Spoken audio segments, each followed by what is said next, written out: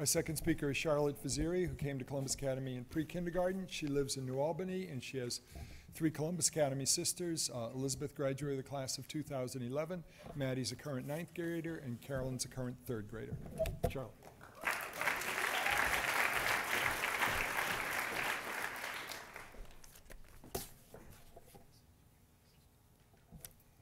For those of you who have never read a Harry Potter book or seen a Harry Potter movie, I want to provide a little background, or else my speech will make no sense.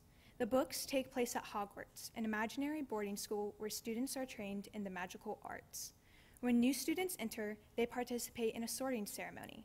They put on a magical sorting hat that can read their thoughts, determine their character, and place them in one of the 4 houses that reflect their nature.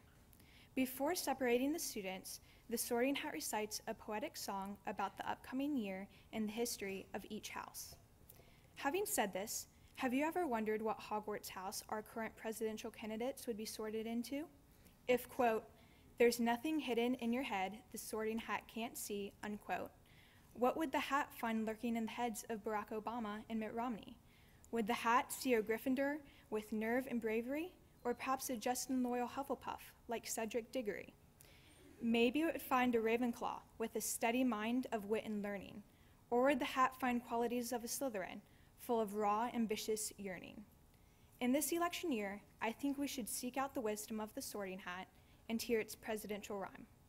200 years ago or more, when our flag was newly sown, there lived some founders of renown, whose names are still well known. Washington was a Gryffindor, a general brave and daring. He could have been an American king, but believed the presidency was for sharing. Ben Franklin was a Hufflepuff, loyal, fair, and just. He liked science, beer, and women, and knew independence was a must. John Adams was the Ravenclaw, intelligent and shrewd. He pushed his vision of our new nation, though he was obnoxious and disliked, it's true. Aaron Burr was the Slytherin. Ambition made him a fool. Aaron Burr was the Slytherin. Ambition made him a fool. When Hamilton had the nerve to criticize him, he shot him dead in a duel. Many years later, our country has seen presidents come and go. Some have been brave and some have been wise, and regrettably, some unkind. So it is important to see fundamentally what resides in our candidates' minds. Let me start with Barack Obama, who is the current president. He's got a suspicious name. It is clearly evident. That was a joke. Can we agree he was born in Hawaii and leave it at that?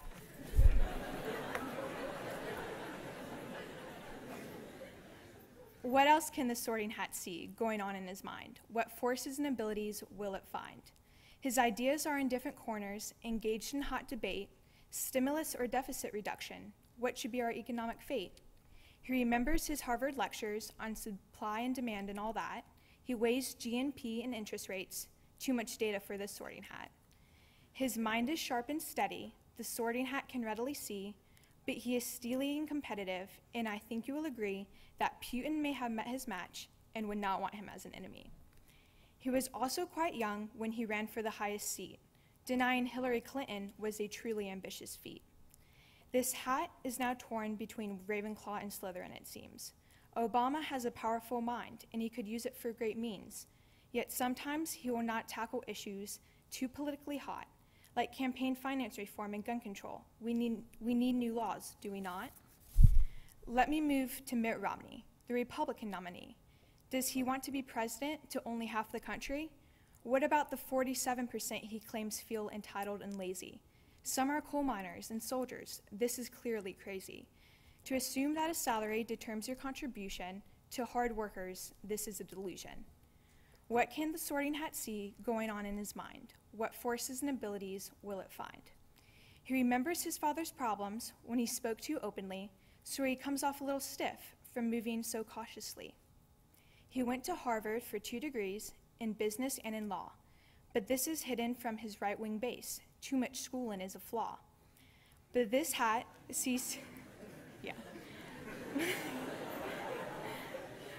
But this hat sees he's cagey and clever, and that he belongs in Ravenclaw, but not completely. Like Obama, there is more lurking in his head. He shifts and changes on the issues just to get ahead. When he was a Massachusetts governor, he was moderate and even pro-choice. He pushed for economic reforms, yet he has substantially changed his voice. Ambition and cunning drive this man. There can be no mistake.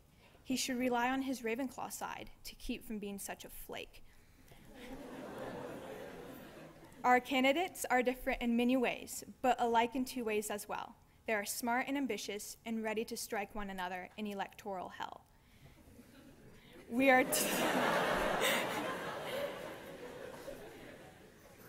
too divided to govern well and fulfill our aspirations. We have lost sight of what we need to do to be an effective nation. Our leaders lack the courage to stand up when it's needed. They're afraid of losing power. Their good intentions are being ceded. To those who are too greedy and too selfish to sacrifice for their country, their home, they want to pay no price. They will not fight in wars or pay the bills for those who do. They look around and can't see. They haven't got a clue. Know the perils, read the signs, for our country is in danger from external and internal foes. We must unite and this battle win, or we will surely crumble from within. This year, we have two hybrids of Ravenclaw and Slytherin. I doubt either can bring us together for our important work to begin. Our founders left us with a complicated mess, but with a framework on how to handle it best. What we need now is a Gryffindor, full of courage, valor, and spunk, to tackle the tough issues we have riding in our trunk. Now that our candidates have been placed in their given Hogwarts houses, we must have trust in our democracy to sort the right one into our house, the White House. Thank you.